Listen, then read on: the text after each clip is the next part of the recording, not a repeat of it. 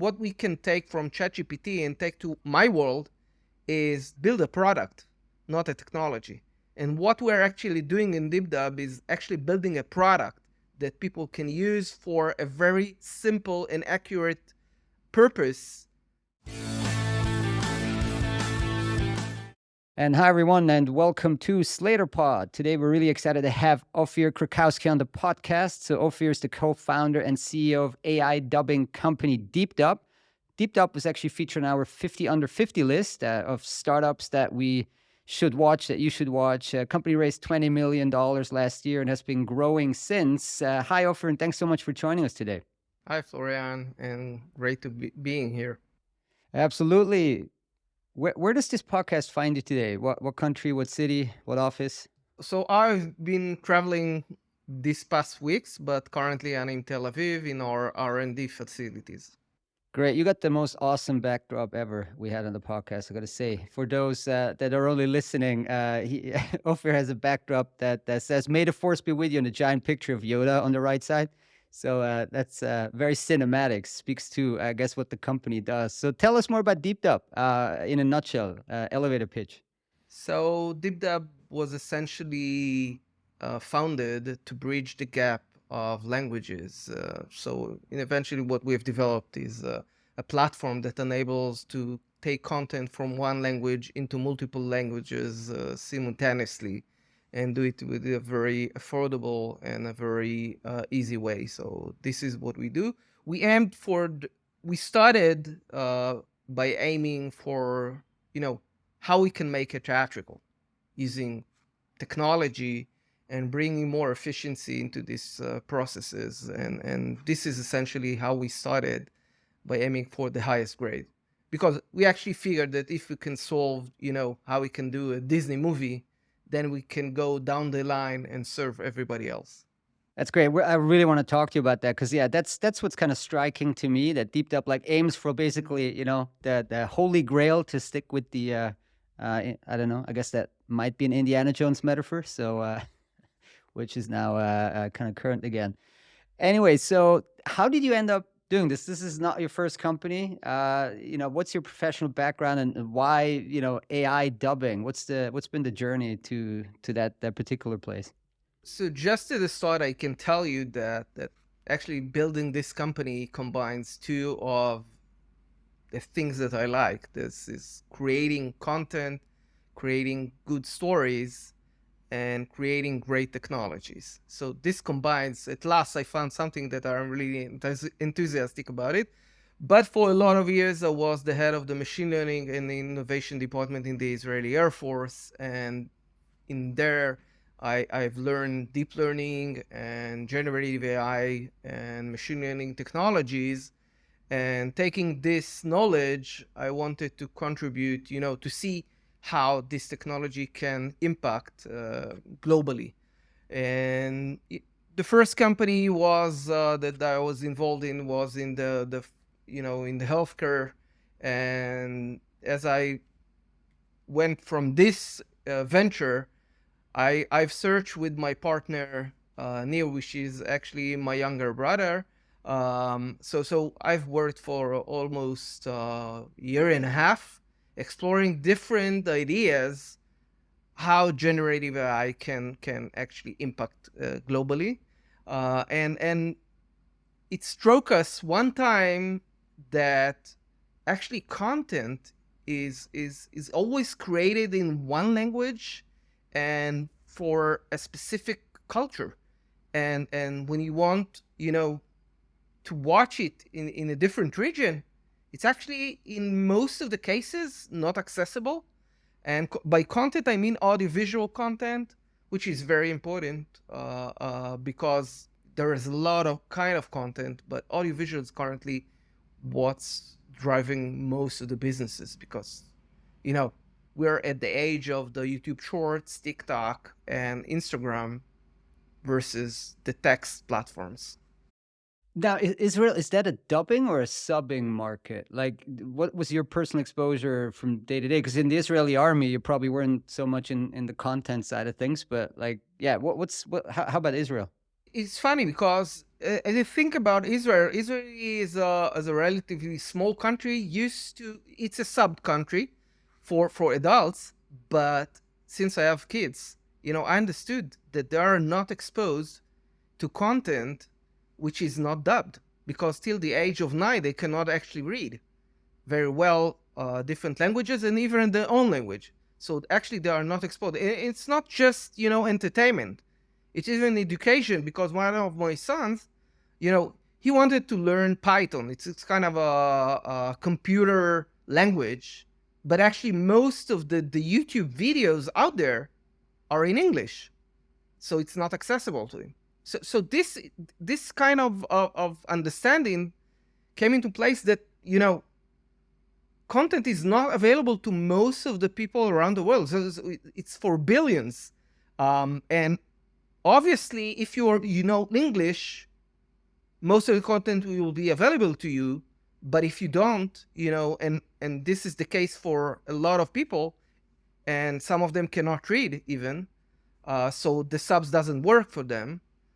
So content is not accessible, and going forward, we understood that starting with theatrical grade of dubbing would solve a lot of problems, not only for people who cannot read, but also people with you know uh, height, they cannot see. So it will impact a lot of people, and this is why we chose this area to start with. Very good point. Yeah, this kind of point resonates with me a lot because I have kids well in that age, kind of just start reading really well, but one of them is a little older. He can read the subs. The younger one not yet fully, and it's really tiring. So yeah, this I guess the kids component for a lot of the international people, like I guess we are, like speak English, we very effortlessly watch an English video. It's sometimes hard. It's hard for people like us to really understand that there's this huge universe of people that wouldn't be able to watch any English video, and kids bring this home, drive this point home quite easily.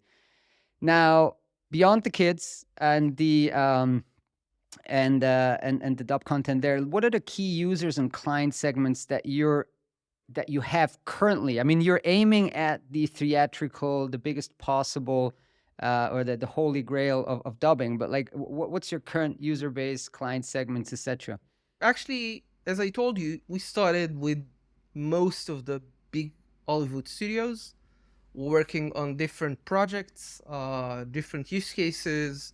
So starting with creation of voices, new voices, and dubbing content, and also, dubbing content. It means we have content out there which is part of theatricals that actually been on the theater for 2 months ago, and content that is currently streamed on the streaming platforms, but also small productions that cannot afford till now to dub their content and then take the content. And actually, there is a lot of content that goes into the US. So actually, most of the foreign content was not accessible to US audiences. So there's, most of our work is done into Latin America and the US, but also to European countries. So you see, content is flowing from different countries. I'm very proud that a lot of foreign content, good foreign content, is actually now accessible through our technology to American audiences. It enables American audiences to be exposed not only to the content, but also to different cultures. For example, if you see a great TV series like The Bridge, like it's a cultural thing. Everybody in Europe knows this TV series. Actually, when it first came to the US, it was remade. They remake it, and it totally different, view of the same show. But now audiences are seeing the original one and enjoying Danish and Swedish cultures, and in an essence, and it's easy to digest. Not just when you are seeing it with the original languages. In sometimes for people which are not used to see things with subs, it's more difficult to digest. Digest the culture, digest the language, digest the story. So we're making it a little bit easy. It doesn't work for everybody, but a lot of people find it very comfortable to start with. Now, on your website, it says Dub plugs into the post-production process of content owners and takes complete ownership of all their localization needs.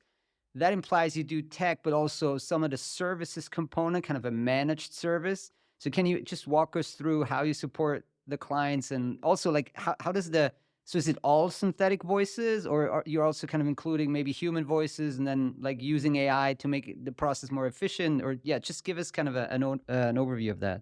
This is a great question because where we have different workflows for different customers. So I started with the high-end theatrical customers. Then for them, we're providing also professional services. Actually, this kind of customers, the high-end customers, want someone to curate results of machines. So we're incorporating humans in the process to curate the result. Machines in the translation part currently cannot provide, they can go up to between 70 to 90% in accuracy, but to drive to 100%, which is really, really needed in a high grade kind of content, drama content, you need the person to go in and curate the machine.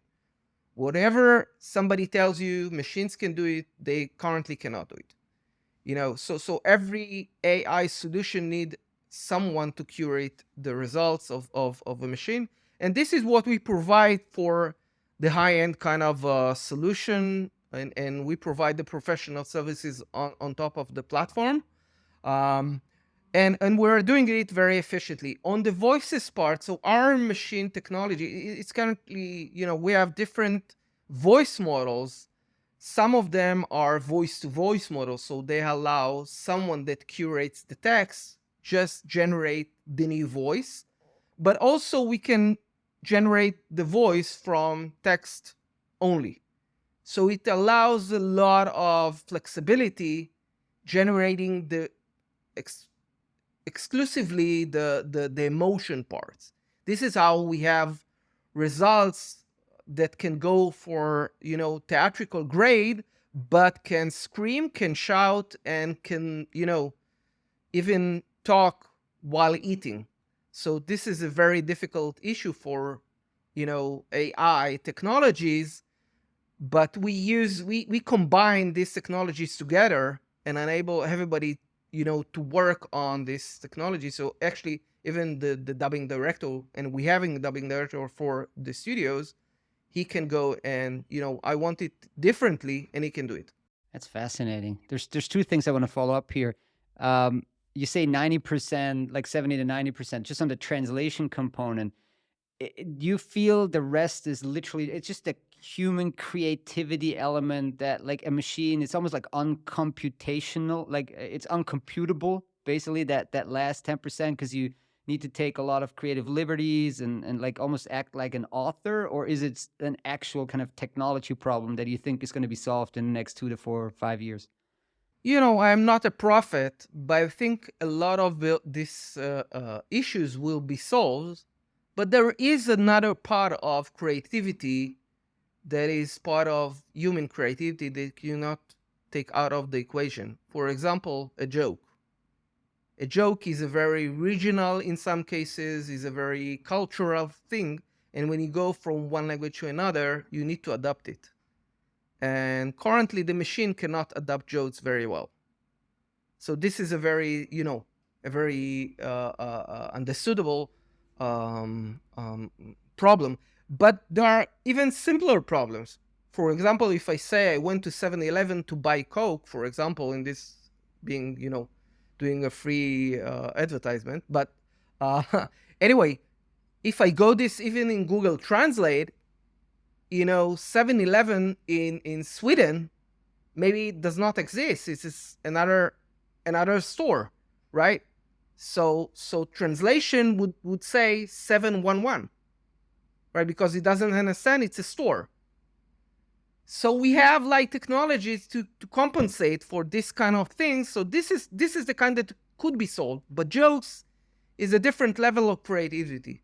So in essence, if I look on the process, human creativity still needs to be in the process. And this is why we build a platform and not just a fully automated, tool that you can work with for the high end.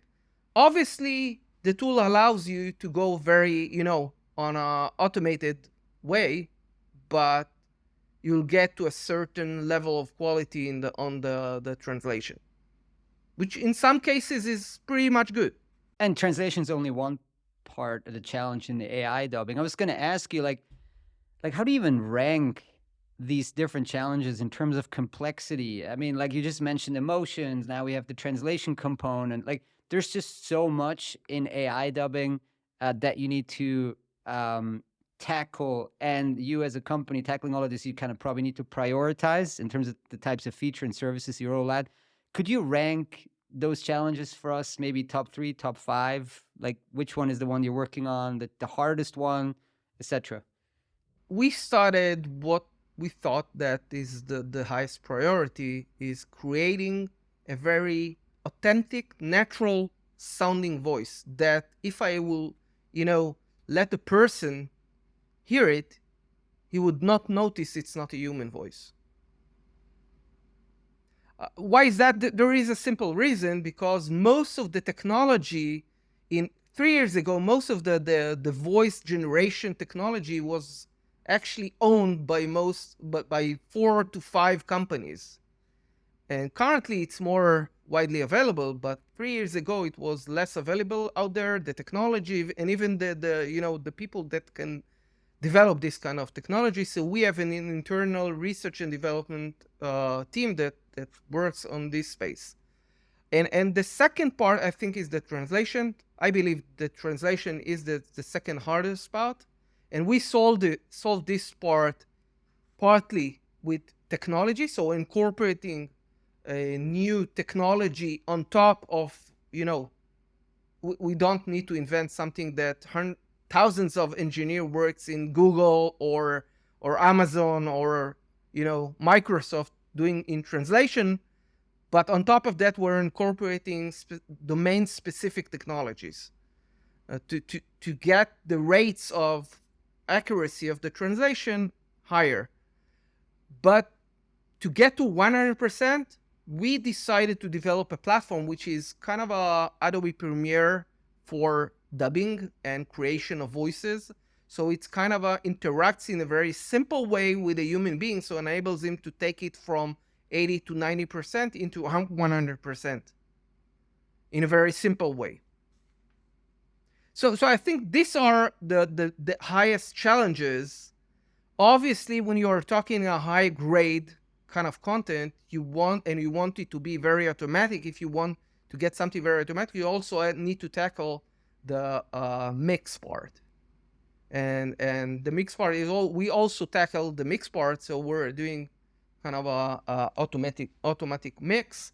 So this part is also handled on our platform, and enables you different tools that enables you to do the work very fast and make changes. So you interact with the machine and you make changes to the voices, and you can mix them back together into the soundtrack. And this is what the clients can do on your platform, kind of in a self-serve mode as well?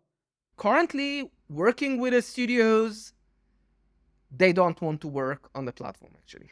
They want the end product. This is why we're providing professional services on the platform. So we're providing an end-to-end solution. This is what you read on the website. We're providing. You just bring your content, we're plugging into your file system, and you'll get at the end the result, the dubbed content.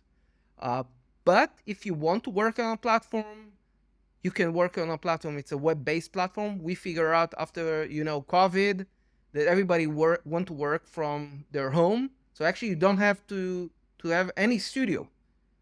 We are a very secure platform, but it's a web-based. All you need is a Chrome. So you don't have to download anything to your computer.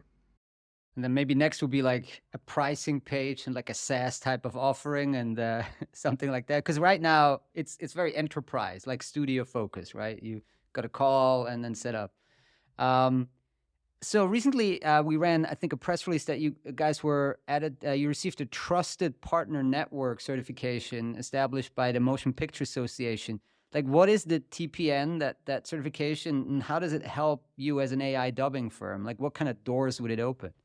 So TPN is something that is actually needed to be able to get pre-release materials.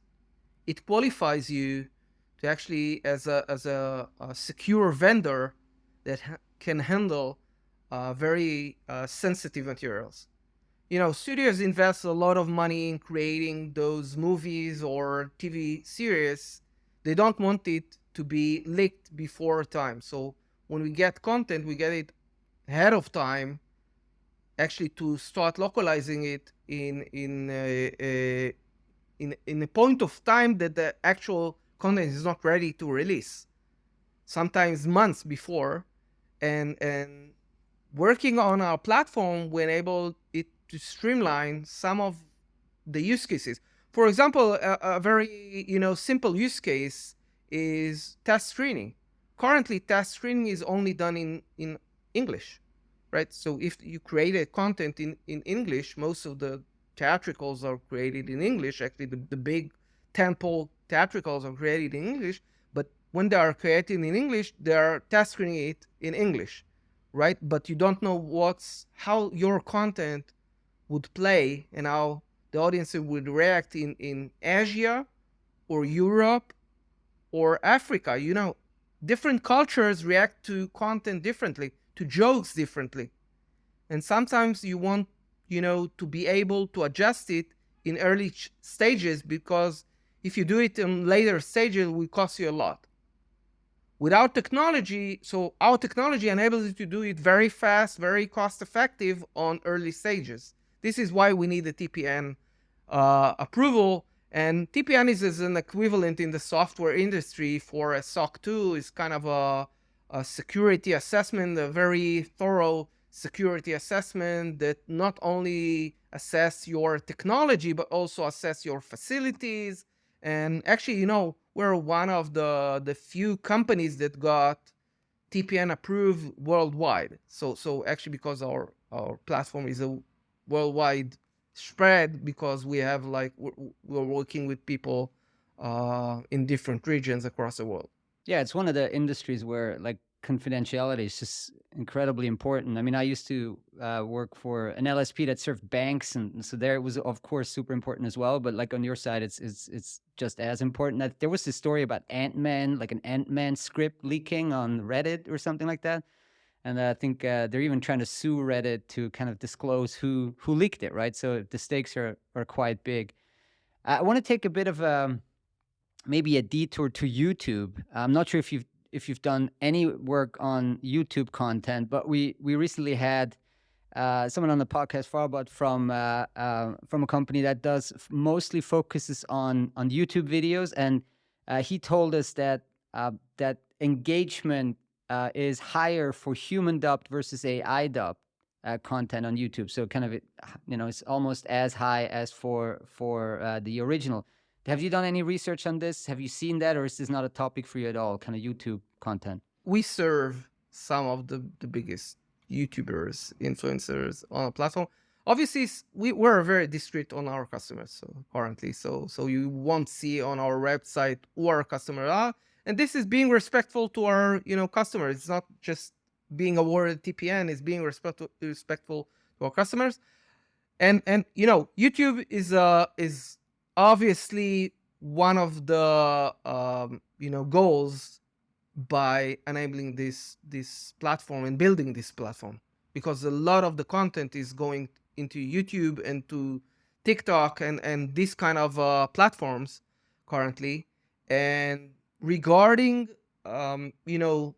people like watching human dubbing as for AI dubbing, it depends on the quality of the dubbing. Even human can do a lousy dubbing. You can watch a TV series and don't like it just because the dubbing was lousy or the translation was lousy, right? So it depends.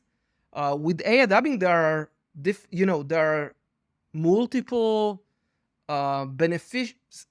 things that you can benefit from AI. For example, you can change the text of what was said in an instance. You see that something doesn't work, somebody responded, you don't have to bring somebody to the studio just to record the line. You change it and you upload it instantly. So there are different use cases we are supporting currently for some of the customers. So this is a very good question, because it leads you to another thing that you mentioned, is how this platform can benefit other people. So actually, we're about to launch this platform and actually enable people to work on the platform. And this will go in a week from now. It will be available to other people to use it. So obviously, we aim for people like influencers on YouTube to use the platform, have their content dubbed, and do it in a very affordable way. So we actually learned the trade of the secrets of trade on the theatrical, and now we bring and democratize this knowledge to everybody. So this is going to be like a subscription? Yes. Okay, so I can get, I don't know, starter, medium, pro, and I get X amount of hours, or? So you'll start with a freemium. You just go free, test, and see if you like it. We have two kind of views. One is a very simple one. It's only text. So you work only at text and get the end result. And one is a very professional view. It's the same platform, but you can edit your audio. You can edit your text. You can add emotions. You can enhance emotions of the text. And you can work, and you can even get professional services on the platform. So obviously you'll get the full thing. You can actually localize the content, but you can also create the content. So you have just the text and you want to create the content, you can also create the content just from text. Where do you see the biggest market for this? I mean, like if you stack rank, I don't know, TikTok, maybe like a TikTok 10-second video versus, a big YouTuber that has, I don't know, 10 million subscribers. Like where would you see that maybe the biggest potential for you guys in terms of the platform served, if that's even a question that makes sense? We're serving two kind of customers. One is the enterprise kind of customers. Those are, we can categorize them on the entertainment side, but not only on the entertainment side, because there are a lot of companies. For example, you mentioned the bank, but are other companies that they have they have company videos. So they want to work on the platform. They have localization teams. They are spread globally, and they want to work on the platform. This kind of customers, they will have professional services, and they will be served in a very high quality manner. But there are a lot of people that can use the platform and localize the content, and currently they actually cannot afford it. It's not accessible to them. Either it's so convoluted, hiring those dubbing studios across the world. Like if you want to dub it into 16 languages, you'll have to hire a lot of dubbing studios in different regions, do contracts, get the materials in different timing, handle. It's a project. On our platform, you can get all the 16 languages in one time. No hustle. It's very simple. So I believe that a lot of people that cannot currently afford the hustle or the convoluted process, not only the pricing, will use the platform. And I believe that it will democratize actually the way people actually sharing the content into and enriching new audiences. Because I am meeting, it's very interesting, because with my job, I meet people that create content in different languages, which are not English, and they are very successful in their country. Like they have millions of subscribers, but nobody would watch them in a different region, right? I created something in French, and I have like 20 million subscribers in that know French. Nobody in the US would watch my content, right? If it's not dubbed, or in Latin America, or in Asia, right? So it enables them to reach wider range of audiences and bring their content, which is sometimes a very educational content. It's there is a lot of content which you learn through this content. So it's very interesting times, and I think that we'll see a lot of new customers that currently are not in this space of translation and localization. The link is so direct in your like the link between making it accessible in another language and then basically like enabling growth and revenue growth and more business for creators is just so much more direct than in many other areas of localization, where it's like you think there's an ROI, but here it's like immediate. Like you just know there's an ROI to it, right? Everybody heard, Mr. Beast. He saw a direct ROI, right? That's right. And he got into the business. He loved the ROI so much. Yeah, definitely. I'm not sure how much you can comment on this, but you spoke before that, well, I'm not going to reinvent the machine translation wheel.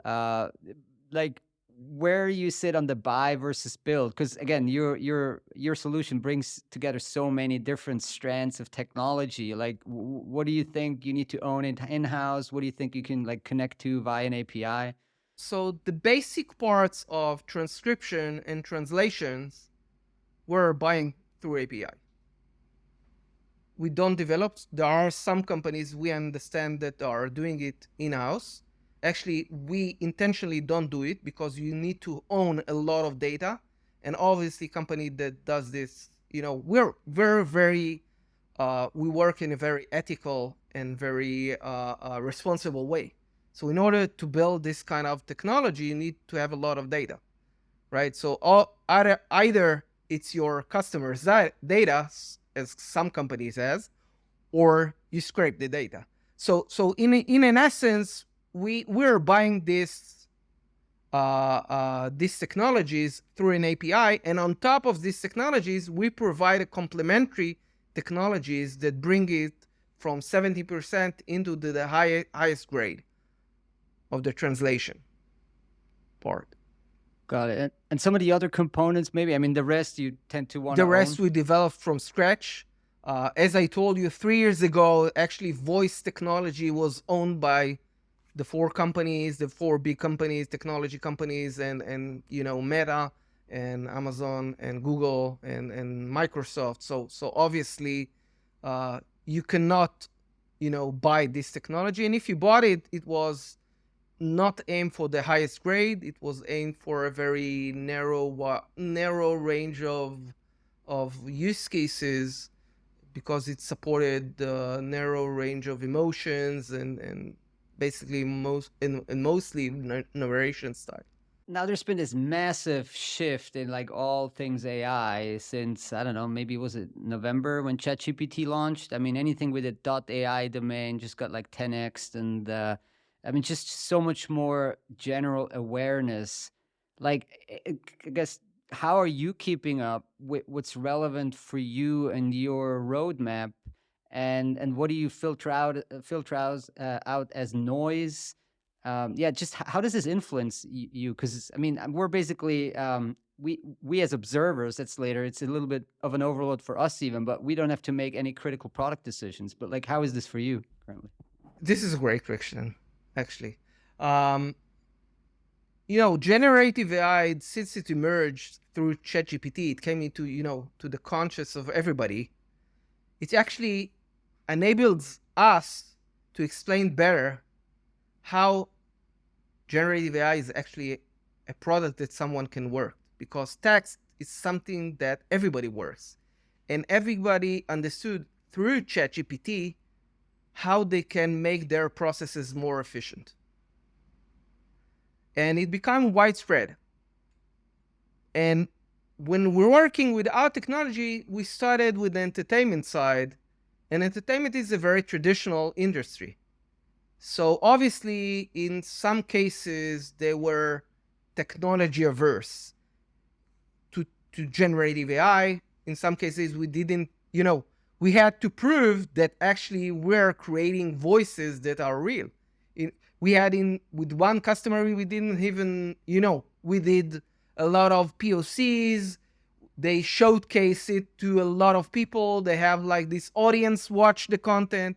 And Obviously, we passed all of this, but it took a lot of time. ChatGPT just emerged, and you could have test it, and it was free, so everybody could understand. So in essence, I think that what we can take from ChatGPT and take to my world is that build a product, not a technology. And what we're actually doing in DeepDub is actually building a product that people can use for a very simple and accurate purpose, and not just building some nice technology. Generative AI can build a lot of nice use cases, but do they aim to do something good? Do they aim to do something that somebody can understand? It makes the processes more efficient. This is something that I took from ChatGPT. Everybody could understand it very easily. So this is in essence, if I look on ChatGPT and generative AI, I think that the companies that will build out of generative AI will build good products or good platforms that people can work with. They will win, this landscape. Yeah, and there's a big pot of gold at the end of that rainbow. And it's there's so much competition right now. It's so exciting to see. And I agree with you. I mean, it's really about building a product somebody can use rather than having kind of in theory have all these capabilities that you as the kind of day-to-day even individual consumer or enterprise consumer can't really use because there's always something missing somewhere, right? So if you solve that beautifully for your clients, that'll be a big payoff. I have a good example. There are a lot of companies that are offering creating the voice. As actually, voice is not dubbing. Dubbing is more than creating voice. Voice creation already been there. Like we had it was offered through APIs by the big companies, and nobody created dubbing out of it. So creating voice is not a dubbing. It's not the end product.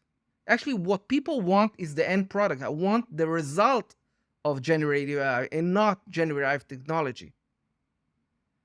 So actually, dubbing is comprised of the whole process, translation and adaptation of the content and creating the voices and mixing the back together with the videos. This is the whole package. If only or maybe a seemingly small part is missing, it basically jeopardizes the entire product, the entire offering. It just wouldn't work for somebody. It'd be like, well, I like it, but like you're 85% there, and if you don't deliver the other 15%, I'm in a traditional industry. I can't go forward with this because it's not solving my problem, right? Like end to end. Speaking of traditional industry, have you seen any pushbacks from like actors maybe around AI dubbing or anything related? They'd be like, no, I need this particular voice actor to dub me, or like don't, like my lip movements can't be changed or anything like that. Have you seen any pushback from that side? So I think that there is a great concern in the traditional industry regarding AI, and I acknowledge this because this is a new technology. And people actually, been talking to us. For example, we have been invited to speak on a panel by the BFFS last week in the Munich Festival. So the BFFS, to people that doesn't know, it's the Union of the Voice Actors. So actually, I think this is a great move because actually we want to work with those kind of organizations and find a way that combines human creativity with technology. We think that technology is empowering the human creativity. It doesn't take work out of people. It actually bring more work to people. People that work with us actually get more work because we're kind of enabling them to pass or to overpass their own limitations. For example, if you have like a voice that doesn't fit for a specific show, with our technology it can fit because you are acting a very nice well. We can change your voice. You can do this work.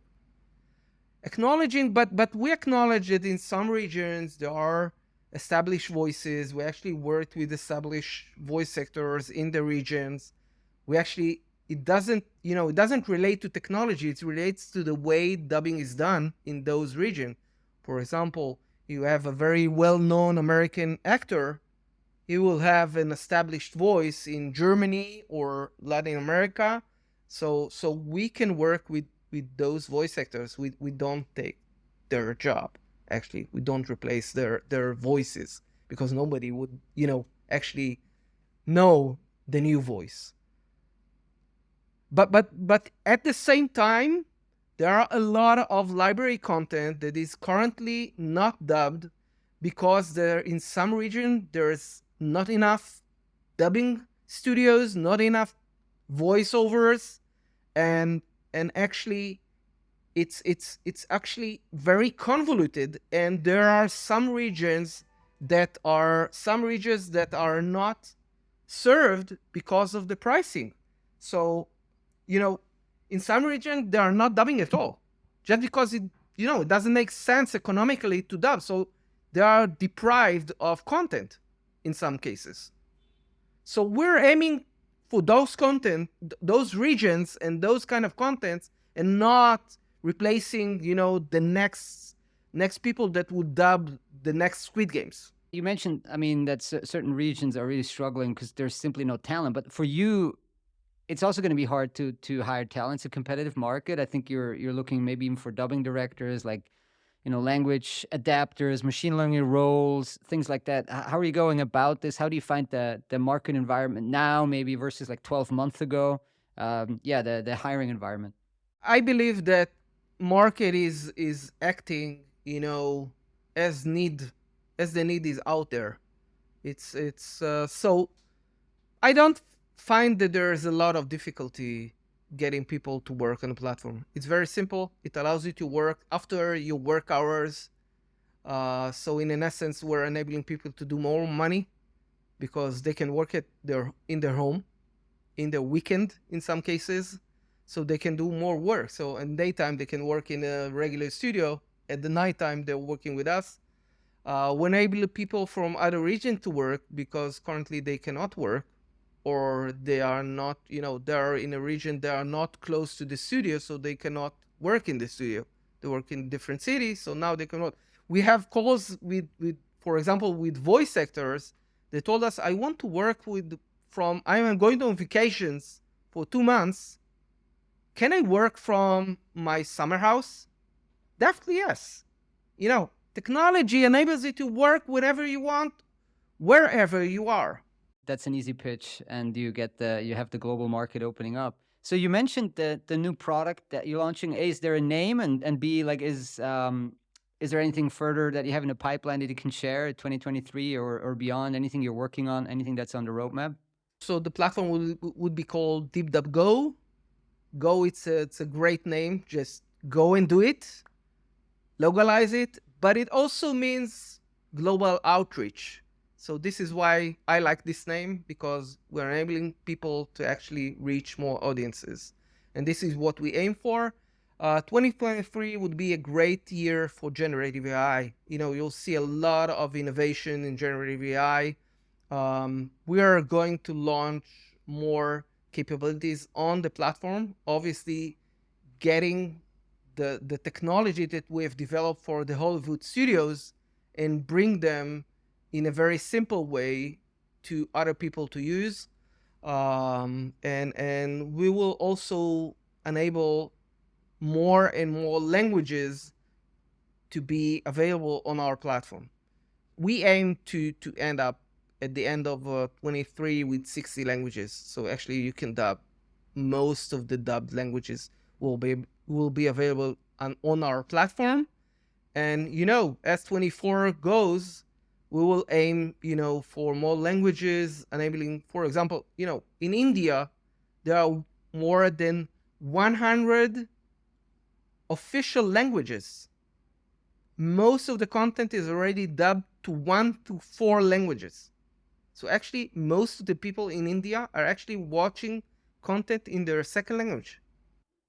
Yeah, that's a big frontier market that if you can tap into, it's huge. I mean, there's a number of AI dubbing startups also from India, because it's just such an obvious big market to tap. Well, look, I'm going to sign up for DeepDub Go, get the freemium version, check it out. Who knows? Maybe we'll dub the podcast at some point. That would be my holy grail. It's definitely will reach more audiences. It's a lot of jargon though. Sometimes I'm wondering, like, I couldn't really host this podcast in German. It'd be like, oh, what are all these terms in German? I don't know. It'd be a struggle. Um, Unlike this podcast, that was fascinating. Not a struggle at all. Thanks so much, Ofer, for taking the time today. And good luck with the launch. Thank you, Florian. I had a great time talking to you.